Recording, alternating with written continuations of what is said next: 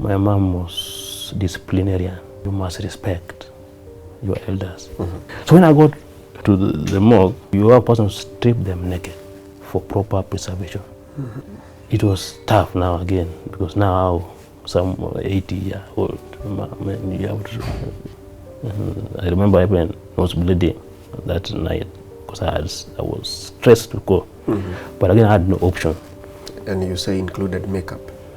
Yeah, it's part of makeup, because what you do basically, you dress, for dressing, you do the makeup. For the ladies or even for the gents? Every cadaver. It's basically, they are treated as dead. Tuko family, how are you doing? Welcome to today's episode of Tuko Talks. My name is Kingori Wangeshi, and our guest today will take us on a roller coaster. His studies in the city, living in the streets, and working in the morgue. Their myths he is about to demystify. And let's learn from his experience. Welcome to Tuko. Thank you. Yes, kindly introduce yourself to our audience. I'm called Ojuok, from Morgue County, and I did economics and statistics in Nairobi. Yeah, 2023. That I joined this. Yeah. How is your family? We are a family of two, my sister and I, and we are total orphans. My mom passed when I was in class 4. Yeah, since then I've stayed with my uncle all through till I joined campus. Yes. Okay, we are here because of what you have been doing. What you've studied is not what you have been practicing, but we'll get to that point. Okay. How did you find yourself in the university? No, back then I was in Kisumu, a place called Nyalenda. So I went to Kisumu Day High School. Hold on. Before we get to the university, let's have a little background about your upbringing. Your parents passed on while in class 4. How was life after that? Life was totally different. I know a mother's love. I never saw my father, that is. I was told he died when I was very young then. So when my mom passed, life was very challenging, because my grandma sent my mom away and told us to look for a place to go. So, That is the mother to your father? The mother, yes, to my father. So he told my mom one early morning to give everything the son had. So he came in, took all the chairs, took everything we had. Then my mom used to cook mandazis and sell in those two towns, Mombe town and Roti Kopine town. So he had some savings then. So she acquired a piece of land. We went and settled on that land. So that's a place where I was brought up when I was going to school. So when she passed, now the relatives, more so my uncle asked that he takes me to stay with him, and my sister went to one of my aunts. So I was brought up at my uncle's place, and my sister was also brought up at an auntie in a place called Lodwa, where I was in Kisumu. So I went to school till I did my Form 4 certificate, yes. Then how did you decide to join university? No, I was called to University of Nairobi. So then I moved to Nairobi. And by then my sister was married then. She was married while she was in campus, Polytechnic, Mombasa Polytechnic, that is. So I came to Nairobi and stayed with her. The husband used to work. But again, the husband was a batterer, that is. He used to beat her up, He was violent. So violent. And he told me one morning that he cannot feed two mouths, that is. We cannot feed the two of us. Were you staying with them? I was staying with them. So my sister tried the much she could to talk to him, but he said no. It's either he stays or you stay. So I told my sister, no, you stay. What I should do, let me try and get something. So I left to a friend of mine, also within Umoja area. So I stayed with my friend and got a job. I got a job as a housekeeper at British American Tobacco. So actually, I was in primary manufacturing department, PMD. So basically what I used to do is to mop. There were 3 shifts. So I used to mop the floor. I was being paid 9,000 Per month? Per month.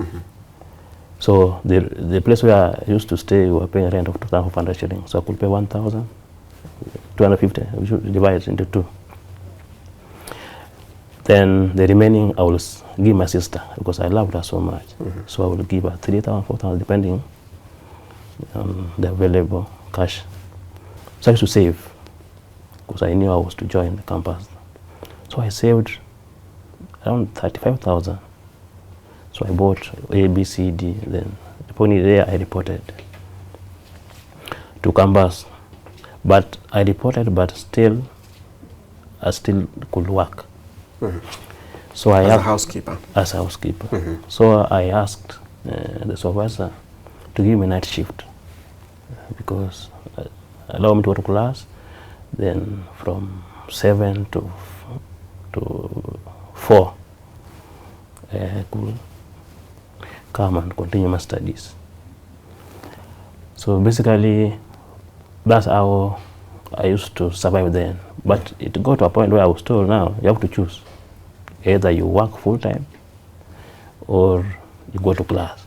So obviously I had to choose to be in class. So I left at work. Yes. And how did you land? Do I reveal to them? How did you land in the morgue?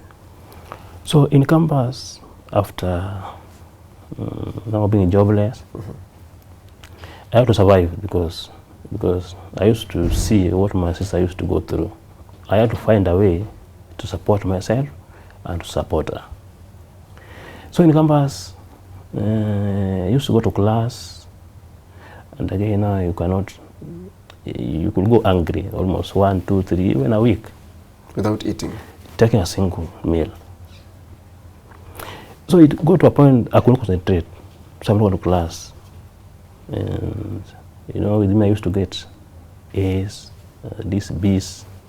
I had good grades. I started not going to class, and my lecturer used to be rough on me. But they didn't know what you're going through. They didn't know, but I could not share because now I'm someone who likes to pretend things are okay, but deep down inside me things are not. I had no room. In a university, it's a model whereby you apply for a room, but it's not a guarantee you'll get a room. So I had no room, and so now I had also to find a way to survive because I could not come to my sister's place because of what she was going through. So what I could do, I had to choose. I took so many clothes, so I took around 4 because I had a bag, so I could decide on how many will fit in my bag. So I around 4, the rest I 3. Because now I had to find a way. So I bought soap and all that, started them in my bag. Then now I could carry. It was easy for me now to move. So I could go. There's a place in UN called ADD. ADD is a architectural and drawing and design. Yeah. So it works the entire night. So I could be in TV room till late because now I'm out of class because I could not concentrate. And at night I could go to ETD. There you can read for 1 hour, then you can now sleep till morning. Then you pretend to be busy. You can go to class and. But still, you have not eaten. Yeah, I have not. And again, now you will go to one of your friends, bathe, and at least relaxation enough, then you can now walk and maybe go to class. I know now I used to eat in my friends' hostels, but now you cannot eat maybe 2 meals a day. At times, you know, when you're a regular customer, they'll tell you, hey bro, what's enough food? So again now, all my friends now could not go and maybe have something because I had been so common in their rooms. So the day my friend told me, hey, what I have is enough for me. And I understood because he was also not doing well financially. So I had to think of the best way out on how I could survive in campus. So I decided now the biggest issue I've got is food. Then one day I walked early morning from campus down to Ambassador, there about Ambassador can come. I sat one of those chairs and thought and said no. Something told me, can you walk to Muduru market? It was around 7:30 thereabout. So I went to Muduru market, walked in. I know there were fruits, you know, those vendors. So I could collect those that would fall and maybe they will not be able to see. I'll go and collect 1, 2, 3, 4, around 10. At times it will be chased away, but I will try and collect maybe around 4 or something. So I will take 2, if it is maybe, how can I call it? Are they bananas, oranges? Oranges, I think oranges. So I could eat 2, then keep the rest for subsequent meals. Because if I take 2, I will have that energy. Then again, in school, I will take 1, at least that's how I used to survive. So I will go whether in the morning, look for what I could get, then eat. So I survived for almost 3 months. But again, so now I was growing thin each day. And also I tried to go to class, but still, you know, you could eat, but still hungry. So one day because I was walking to a place we call within campus, we call it Klabu. It's a small market within campus. Then I saw a lady. There's a lady, if you go to ladies' room, for us you must leave your school ID for you to. So the lady was there, asked, hey, how are you doing? I'm doing good. Hey, what are you doing? She told me she's working. I was like, hey, you're working? And you're a student? Yes. Then I became more interested. What are you doing? And she told me something called work study. What about it? You apply. It's for bright students but needy. How do you apply? That was you. Sorry? That was you. You found you fit that category. Yeah, for me, if I maybe consider my grades then, they were good enough. But again, they had to be, maybe you had to apply, then a board will sit down to determine, because out of 10, they can take 1, 2. And she told me, you can be doing a job as what she was doing, and again, you could go to eateries, school eateries, controlled by UNES, University Nairobi Enterprises. Cafeteria, also, there are those students who are serving meals. Those are the 2 jobs I knew. And so I said, now this is it. I went to my portal, look at my grades, I saw I have A's, and I said, let me try. And I applied. I went to the professor in charge. I gave in. After 4 days, I was called. I was told, hey, you want? I want. Hey. And he told me, hey, you're a good boy. I want to give you a chance. I said, yes. Okay. Go to Chiromo, campus, that is. Chairman, School of Anatomy Department. So I just basically went. He didn't give me anything. He told me, go and tell him I have sent you. So I was very happy that now I could get something for myself. Yes. So I didn't go same day. I had a cut to do. So next day, I went to School of Medicine. I went, go sit here, how are you doing? I've been sent by so and so. I would like to see the chairman department. Wait a minute. Then went in and I was called in. Hey, how are you doing? All that. So I've been said, oh, I know. What you do? He was rushing somewhere. What you do?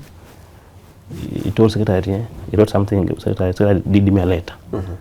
And she told me, go to Chirom and hand over this letter to the in charge. That is now Chiromo? Morgue. Okay. Because they are in charge. So I was like, where exactly? Because I knew the only place I was going to work in was cafeteria or the hostel thing. Yes. See, just took the letter and went. When I got to that place, I could not move. You know, something you've not done before. So I go to the gate. I was like, Chama told me, can you go to reception? So I told him, is it okay for you to take me there? And he told me, wait a minute. Then. So I knew you will walk, but not as fast as you came. So I knew what was in waiting for you. You could see the environment itself ushered you in a very funny way. I just walked. And then reception, I'm told now, because I was to give the letter and maybe leave. I was told now, no, this letter, go in the first floor. And again, for you to go in, you now go inside. Inside the morgue? Now inside. Because the in charge go upstairs. So I said, let me try. So I moved maybe 2 steps. Then I saw caskets. Then I went back. I just took off, ran and take the next gate. We have 2 gates. The exit. Then I left and just went to main campus. I just left one of the gases there. Did you leave the letter or you left with it? I dropped it. I don't know how I dropped it. I just took off. I can't remember. I just dropped it there and took off because what I saw was not good. I just ran and went to main campus and stepped on the gas and started crying. And what is this now? So I went back to the department and I talked to the professor in charge. Hey, I knew I was to work in maybe cafeteria or the hostel thing. He told me, that's the only chance you've got. That's the only chance we have. Yes. So you either take it or leave it. So I was thinking, what should I do? I called my sister, you know, reach her. So I said, I'm not calling her again. I took my phone and threw my phone away because now I was like, I got to a point where now I was so frustrated. Then again, I just sat. You know, with me, I have one issue that when I'm stressed, I walk a lot. So I walked to town. I went and sat in one of the chairs next. I loved Kencom. I could see vehicles pass by. I would see people. I would laugh a bit, and came back to school. So I talked to one of my friends that, hey, this is what it is. And they told me, I can't help you now. It's you to choose. Then now I started thinking, what should I do? I went back to the department and I got the chairman. And asked, chairman, how are you doing? Is it possible that you change? I be given another maybe a job kind of assignment. And he told me, what's wrong with the place I sent you? I'm told I'm not, this is not my area of study. This is not what I've studied. So, no. Then what's wrong with it? There's nothing that will happen to you. Go and work. I told him, please, I cannot. Then now we have no option. You can give the chance to someone else. I came back to main again. Hey, I said, now what should I do? Then I said, now I have no option. I will not take any meals. But again, what I was offered was you work, then you're given meals. Meaning you're given unga, oil, but you only buy maybe mboga or something. So I said, now, because I'm offered food, and this work is something that I've not done before, is there a possibility I can do it? So I went to the library and looked for books. All this while you have not reported? I have not, because now, how do I? It's something I've not done before. How do I even try? So I said, what I should do, let me go and read some books. Because then they used to call those dead bodies cadavers. That's the medical term they use. So I went and started reading in our JKML library. What is it about cadavers? Can they resurrect or something? I wanted to read now, get to know, can they resurrect? Did you ever believe that they could?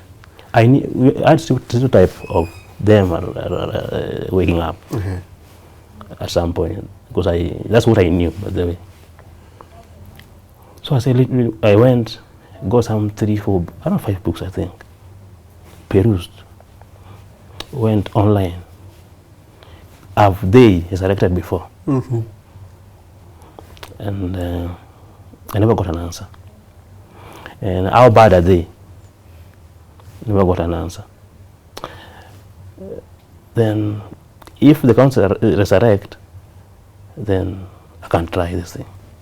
Because my biggest fear was, can they rise up? I walked back, went to the chairman, told chairman, I'm going to do this. I'm ready now. He laughed and said, I know you can. Walked back.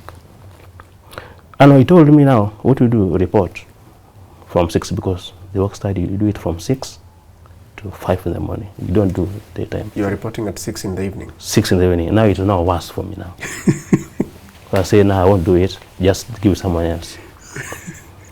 But no, if you go daytime, you find only 15, 20 people. So you know when people are so many, like it's fun, kind of. Colleagues. Yeah, the colleagues, morticians. It's a group of people working in unison. But now, for work study, it is evening throughout the night. Then I left. I said, now, this is now it. You can even give me 1 year or 6 months. I don't know. It's work study 6 to 5. Then now you can study. I cried and left again, saying, now what is this now? I went, 1 hour I came back. I said, I'm going. I went, sat one of the chairs, the receiving area. Were you taken through some orientation? I was supposed to. But again, the orientation was during the night. And again, I was given a room within the morgue. It was now difficult because you were given a room. A room within the morgue. When you get into the morgue, we have a room. You stay there. So you stay within the morgue. By that room, you mean office? An office? No, a place to stay. Like a hostel kind of. So it's one room, but a shower and all that. Okay. Let's get this clear. Inside the morgue, you are given a room to stay. To stay. That is where you would be staying. That is where I would be staying. Okay. But again, the scariest part of it is the containers were in line from the gate until next to the door, where I would enter and get to the room was given. So now, and it is 24 hours. It's a refrigerator, it's 24 hours. So the sound was not conducive for me. So, hey. I went out again and said, now what is this now? What do I do? Then I saw one boy who was doing this study. He was doing nursing. And he was very happy. He would go in, come out, go in, come. Hey, I went and called him. Hey, how are you doing? Went Bright, hey, come in, toilet, please. Come in, talk outside. Then he came and told me, there's nothing wrong here. You come here, told him no. They told me, take this 100 bob, go and buy meat and skuma wiki. Come, let's cook. So now, I went and bought. I came. He told me, what to do? You cook, as I do the dressing, so that I will show you how to do it. It was around 7. Now, I told him, how can I cook all by myself? Around 7, it's getting dark. I said, no, let's not eat. You don't just then come in. So I went to the receiving area, because now the funniest thing is, we were only 2. We always have 2 supervisor, but he wasn't around then. Then he told me, just come in. Went to the reception. Then, you know, for receiving part, you have to enter that, where did he or she die, what. You have the requisite requirements for admission. So he took me through. But again, I told him, every step you make, I will not leave him behind, because it's quite difficult. Then I told him, I cannot stay inside. Let me stay with the watchman at the gate. So when you are done, you can come where I am, and maybe allow me to report next day. He told me, no. I'm told to orientate you. So what you should do, one thing you must know, sat me down at the gate, because I refused to go in. And he told me, what you should do, this cadaver cannot rise again. I told him I know, because I read those books. But the funniest thing is, how do you stay next to these people? Are you okay? Because I used to know that you must be taking a drug or something. So my friend, I'm okay. Then one of the watchmen told me, "Ata mimi siogopi." I was like, "Ogopi nini?" So we went 3 of us. So I had courage. That watchman. You have company now. Yeah. I went receiving. There were 3 vehicles lined up for receiving. So he told me, "It's a stretcher. Can you pull?" I said, "No, I cannot pull." So you could pull, work a stretcher, then you allow them view for the last time, then you go and pull them in the embalming area. He talked to me for almost 3 hours and told me this is what is to be done. And this kind of words, so long as they can't rise, they are like stones. There's nothing that can happen. It's just a job like any other. I'm soon leaving. You'll be here. And I saw some sense that now. So I grew thick skin. I said, let me go inside. I went, but with the fear thing. He told me what to do. He could tell me, now, this is what you should do. This is a embalming area. This is the fridges. This is a dressing area. This. So basically, he taught to me everything about preservation, all that. He gave you a proper orientation. Yes, because I saw what he was doing. But again, he was just trying to cope, but it was not easy. I remember even I was bleeding that night because I was stressed to go. But again, I had no option. The option is take it or leave it. 1, 2, 3, 4 days, started believing now, this is it. This is it. For the first week, it was a bit tough. Second week now, I say I could go. You could even leave me kidogo for 20 minutes. Then try if I can be alone until it got to a point where now I could stand out the pressure with everything that used to take place. So I decided now I have to do it, because he told me you can't work here if you don't trust yourself. You can't work here if personally you don't love yourself. You are here because of the circumstances that have transpired in your life, and for you to survive and pay the bills and maybe pay everything.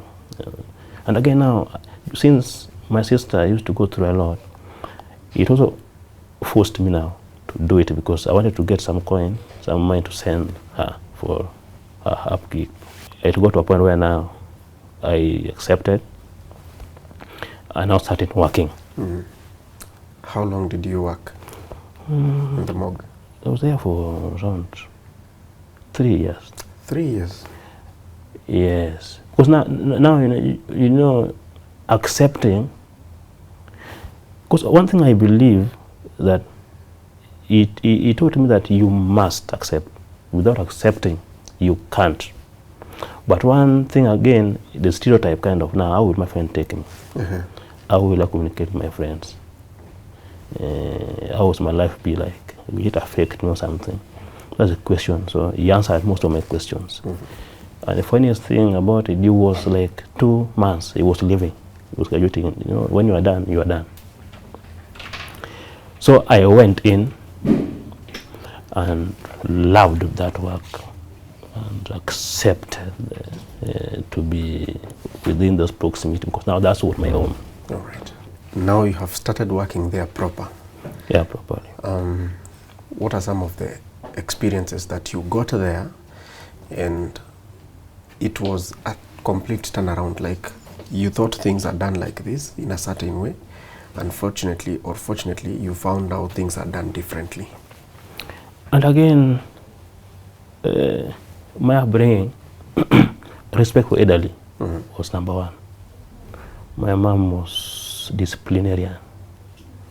You must respect your elders. So when I got to the morgue, I knew morgue is divided into 2. Gender sensitive. Ladies, women, boys, men. But the morgue even is equal. There's nothing that this room is for women, this room is for... No, I was like, now. And again, they have to be naked. You have a person strip them naked for proper preservation. It was tough now again, because now some 80-year-old men, you have to... So he told me that's basically, it has to be done that way. And again, we used to do what we call dressing. So when you come from 6 in the evening, you will find they have numbers, admission numbers. So everyone with the clothes stitched in those, with the admission numbers for proper identification during dressing. So you get 50 clothes for you to dress in a simple night. But you dress but still receive. So again, it was tiresome and you have to have speed. And dressing was not easy because, they are like ice, they are icy. And again, the fridges are not, is a drawer, like dressing, there's something called makeup, your presentation during dispatch.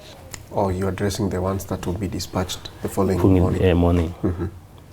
So there are those who you dispatch as individual, because some leave as early as 4 a.m., 3, maybe 6, before the others arrive. So you have to do it by yourself before you leave for classes.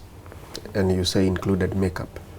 Yeah, it's part of makeup, because what you do basically, you dress, for dressing, you do the makeup. For the ladies or even for the gents? Every cadaver, you have to do makeup. Whether a kid or whatever, they have to present in dispatch. But is it the normal makeup that... It is makeup because they are pods. You have to look neat, properly dressed. You have to do a spray, because the coffins come with their own spray. Some buy their own spray, you have to spray them. Yeah, the pods, lipsticks, or lipsticks. So it's something that takes time. And there are those that they have to stitch properly. You always don't come on a smile. So you want to do all that for proper dispatch. So again, it was the easiest part now when I got used to, because the toughest was dressing. So for dressing now, nazaja tu hapo now, because you can go and take tea, you can go and cook your ugali nyama, you can now come back and now start doing the final part, which is called the makeup thing. It's the easiest for me then. So you will do some dressing, take a break, go cook, take your food, and then come back and continue. Yeah. So when you come when I report at 6 in the evening, first thing I want to do is to do the dressing as fast as I can. If there are 50, you have to be as fast as you can. Because you are dressing and still receiving. So now, if you're not properly time managed, it will weigh down on you. So, at what frequency were the bodies It coming? depends. You can get accidents. 20 come at a go, 5 at a go. Because accidents, depending. Then when I was there, people loved the morgue so much. Every death, for them they love Chiromo because of the presentation, because they are good at their work. So you can receive 20 and dress 50. You see now? Yeah. So. And you had the capacity to keep all those bodies. Yeah, there are so many. Yes, because as you dispatch, they are filled again. Okay. And it's a process, because we have some place called embalming area where you receive the body and align them with the embalming area, so that the formalization will take place before they are now placed at those drawers, refrigerators. Yeah, so it's a capacity to carry as many. Yeah. So because now then we also add the container as a fridge. You see now there are so many. That's why I say you have to accept that this is what you have to do. But for me, it's accepted, and I loved the place, because that's how my friend taught me. Love this place. And being that I came from a very tough life then before, since from the time I was growing up after my mom had passed, and what I used to see my sister go through, I had to do it. So I was paying 17,000 a month. I was giving food. So you see now I could send my sister 10,000. And I could buy food. So I could come, dress 50 and arrange. After dressing, I go and buy my nyama or whatever I cook. They now make some stories, eat with the watchman, the gate. He used to be a friend. And we used to assist, because he could, as more bodies come in, he could talk to the bereaved. So when I'm done eating, I could go now, enter the data something, then allow them now to allow me to receive the body. You receive the body, those stretchers, you have to view also. They view when they are done. Some will want to take the clothes, so remove them nicely, put in a paper and give them. And those people who are not costing for them, you will just cut the clothes and dump them. So I grew that, I had that passion now then, and I was very good at my work. And again, when I was in this exciting thing, and now there was something called PM, the post-mortem part of it. Yes, I was to ask about it. And there's one senior government pathologist. He was a good friend. I shared with him, and he advised me what he will do. So he got me next time come again. So I was a quick learner there, because he could do it, then learn. Because it's a process. It's also it's a process you can, if you have no courage, you cannot stand. But being I was around, it was not a big deal for me. So he could tell me, this is how you dissect, this is how you do. You take this, you dissect. This is what you call thromboembolism, the pulmonary thromboembolism, clotting, some fibroid, you see now. So basically I was assisting in doing the PMs as a mode of learning. By PMs you mean post-mortem, for the sake of our viewers? Yes. So I was learning, because now I had to see what was being done, to also learn. it's a learning process. Yes. So I started me in knowing and learning and assisting, and I was getting something small out of it. Until I knew basically everything. And there were so many people that were brought and participated in terms of dressing. Yes, I was asking without mentioning names, did you serve any famous or popular people in Kenya? Yeah, I served around 10 or so. Yeah, some were brought the wee hours of the night. I received, dressed, and were taken away early morning. Yeah, there are some who came and taken to Lee after.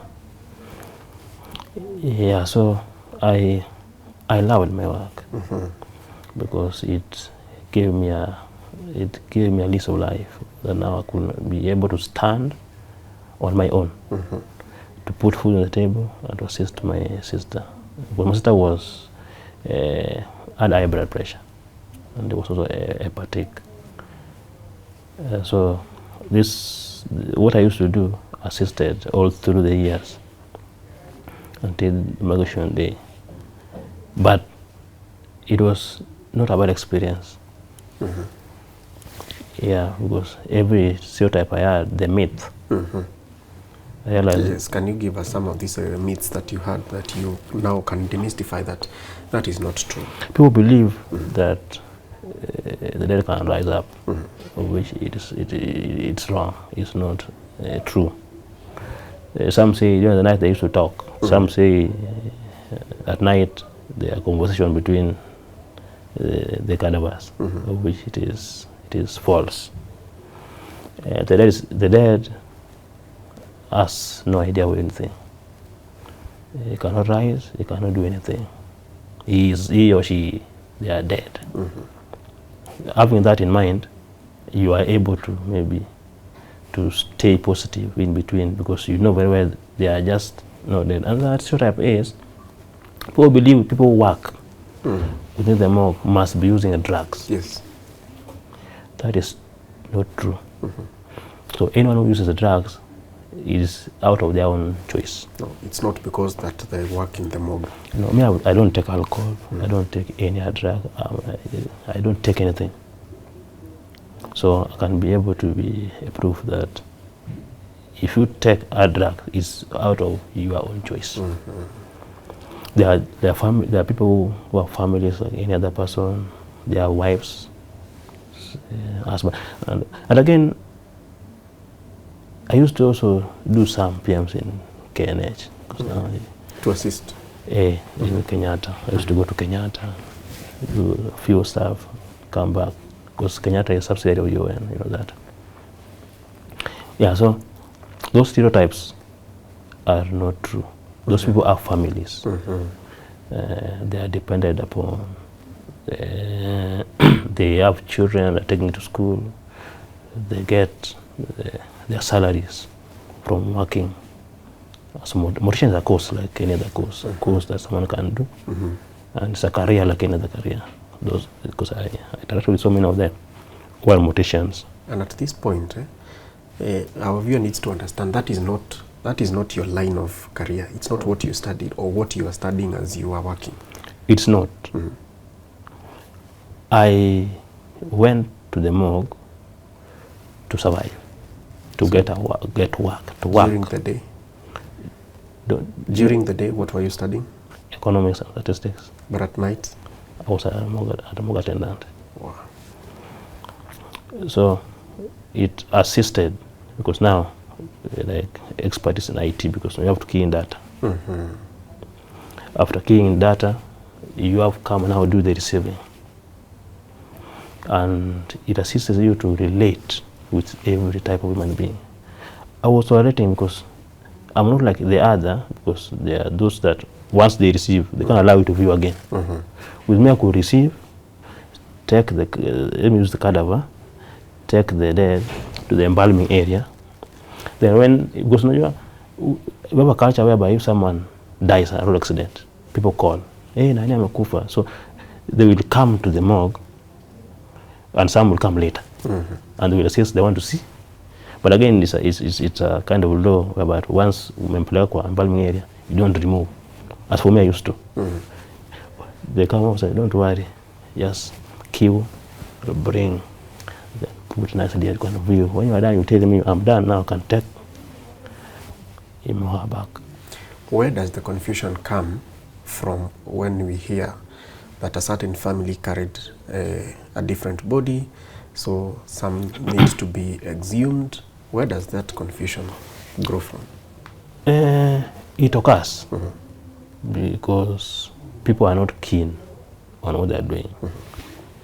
In the morgue where I was, you have to be extra vigilant. And as for my case, I used to be very keen. What happens? You dress. You can be given clothes for person A, and you dress person B. And again, the coffin is for person A. Then the body you put in the person B. That's the confusion where confusion comes in. So where I was, if admission number with the cloth, once you are done, you reconfirm, because you don't remove the tag, because they have tags, their legs have tags. You don't remove the tags because people find it wrong because they remove the tags after dressing. So you get confused when now dispatching that kind of. So you just leave the tags, and you have to note properly that now this is for so and so. You go and lay him or her in his rightful place. When you are done, you reconfirm this is so and so, and the tag matches so and so. The cloth, because the cloth, the tag must be the person. You have to confirm and reconfirm that when you make final dispatch, it's the same person all through. Now you can plug the tag, then now dispatch the body. So that's where confusion comes in, because now when dispatch is done, you know, sanduku imefungwa, then now you dispatch that they will go. Some, you know, that some don't open. Different cultures. From morgue straight to burial.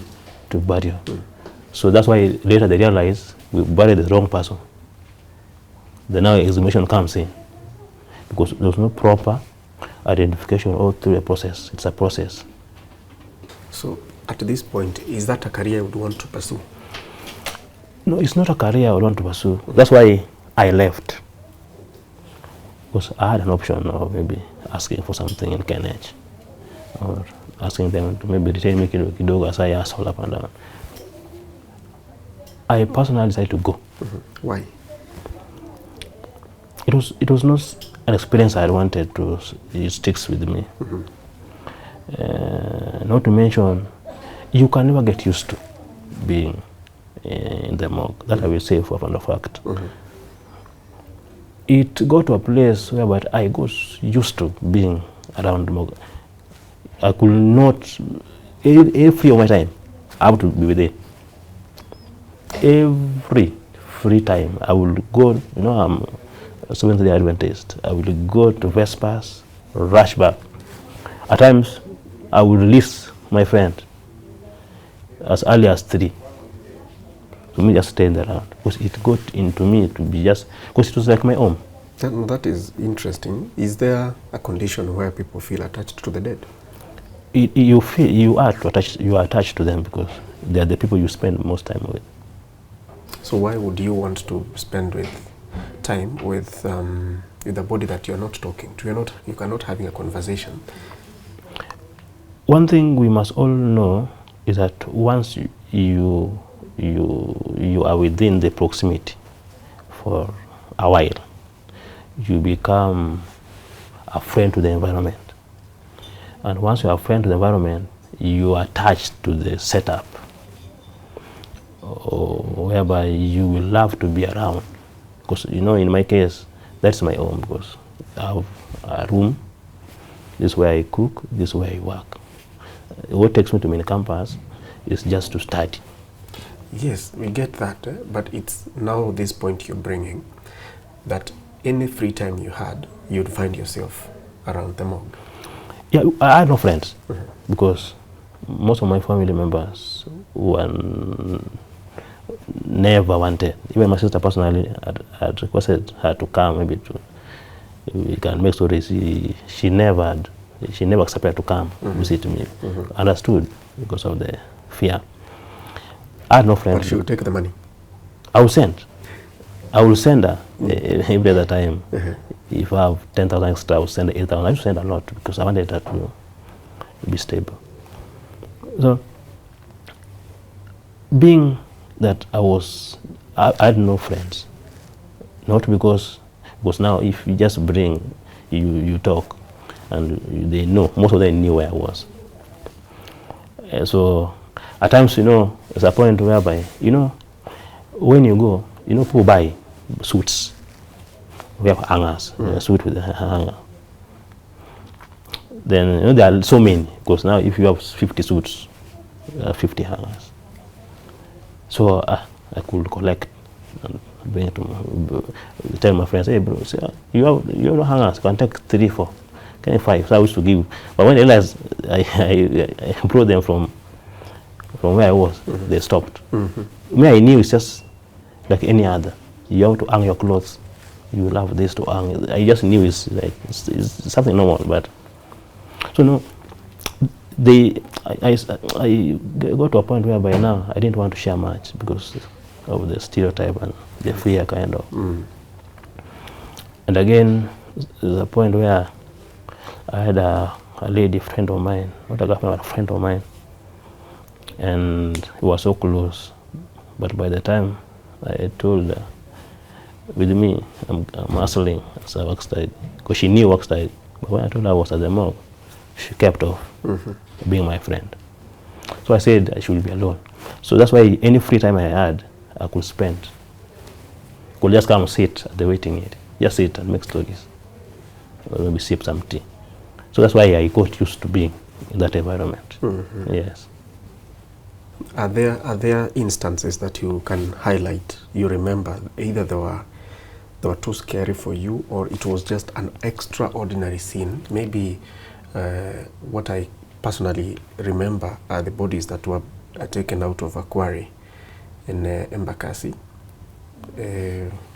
Did such instances occur that you can highlight and say this was an extraordinary scene for me? There were a number that were more than scary for me to handle. Some were brought, they were mutilated kabisa. And just imagine the DNA is done, and you have to look for parts, and you go into those containers to pull those bodies, and you will see some having the army clothes. Some are ladies, and you could see they were shot multiple times. That was so that it took a total effect on me because I couldn't imagine. And again, the Garissa death, the Shabab thing. The Garissa University attacks. It was the lowest moment because they were brought when they were badly mutilated, and the entire campus was male everywhere. Touch room was made because they were brought after about a week or so. So we had to bring the condition to a minimum. So we had to now bring formalin and do all that, because now I also learned how to inject formalin. So it was very scary. It was very, very, very scary. And I remember one instance where I got scared to go. It was after about 2 months before I graduated, 2 months before I left.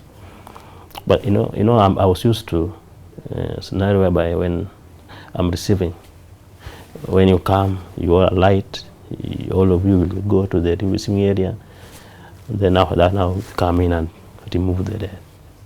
But then, so when I was doing the receiving, I didn't know that one of the relatives was staying with the relative who had passed. So when I removed the stretcher to receive, then I saw a movement. So I stopped and said, I stopped because now it scared me a bit. I was like, was this person confirmed dead or something? Not knowing that the relative had held the relative who had passed. So me, I knew there was no other person except the dead. So when I saw the head moving, some movement in between, so I was scared and I was like, now what's happening?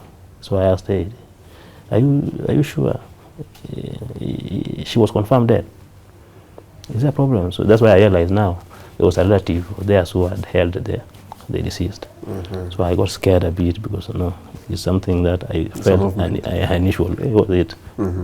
Yeah, but basically in life anything is possible when you decide on the trajectory of the life you want to live.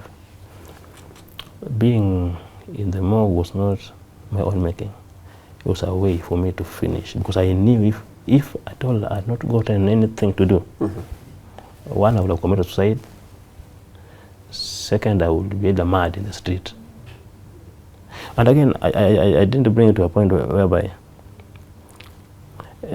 before I joined the worksite, that is, sorry, I didn't mention it, I left to live in the streets. I lived in the street for about 4 months. I deferred my course before now coming and reapplying for the work study. So I lived in the streets for about 4 or 5 months, just sleeping in the streets. After sleeping in the streets, so when now I got a well-wisher, gave me 10,000. I bought some basic needs. I went back to school. That's when after that I got a wind of there was something called work study. Yeah, so that's why I had to decide to do it, because if I had not done it, I will go back to street. Did it traumatize you, or you just accustomed to it? The work? No, it did not, because what helped me so much was to accept and to love it. And I was the happiest then, because I used to just be happy, because now I would smile, laugh, and just accept that's my home. No, that's the only home I had. And it never traumatized me. Yeah, during the lowest moment, I would just think of my sister. And I wanted to raise up the family. I wanted to just be somebody at one point in time. So the struggle my sister was going through was greater than everything else that I was facing. So whenever I remember what she's going through, I had to stick by that work. Do it like never before. That's why I even went into assisting 1 or 2, 3 extra income to assist my sister. So it never traumatized me, because I accepted, and what my sister used to go through was more than the traumatizing arena that would befall me, maybe, or what I was doing. So I accepted and move on. You completed campus, didn't you? I did. So when I graduated, I didn't graduate. I didn't go to the education itself. When I was done with my papers, I went to my sister's place again, because she told me that the husband had transformed. He's a better person. So I said, now because I'm done, and I decided not to even to. I decided personally, because I had some offers and I can maybe assist in working. I said no, you have to go, because I didn't want to be, I decided not to get used to it, because my sister told me, I don't want to, when you are done, please leave that place. And indeed, I decided to leave that place because it was not what I wanted. I did it because I wanted to survive and finish my schooling. So when I left, when I stayed with my sister, she had opened a cafe. She used to cook cheap and some soft drinks, sell, that is. So I used to assist her in managing. And again, after about 5 months, that was last year, the husband, I said I had to leave. He told my sister, no, it happened, he slapped my sister. And when I saw my sister crying, I thought of so many things. Should I take something and hit him something? Does he know the struggle I had for my sister to be happy? And one of the reasons why I stayed in the morgue was because of my sister. And here comes you and slapping, and at 8 in the night to send her away, leave my house.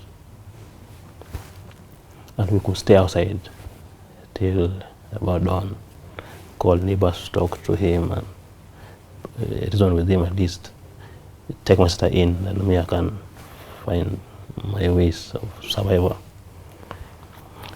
So I told my sister I have to leave. Where I'm going I don't know, but it's better for you to stay in the marriage.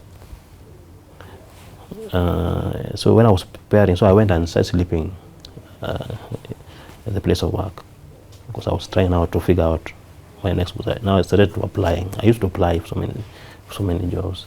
After doing my internship, so many jobs, I used to do interview. I'm told, who referred you? There's a better term. You do an interview and you're like, you know you passed. You ask, who referred you? I'm like, I know what referred me, so I will give you a call. They don't give me a call. Do interview, I'm told now, you can only give diploma guys, you can't degrees now. So what I became frustrated and said, no, I'm not applying anymore. So I left, carried some of my clothes and left and came to the street again in Nairobi street. So I used to live around Kencom, a place. At night I used to go and sleep. During the day I will go and sleep. During the day I will work. When I'm tired, go to Jivanji, sleep with the Jivanji. So that's how I survived most of the entire last year. And times I could maybe go to collect some garbages, get some money, I would send my sister. I didn't tell her what I was doing. I lied to her that I'm doing something. I didn't want to make her sad.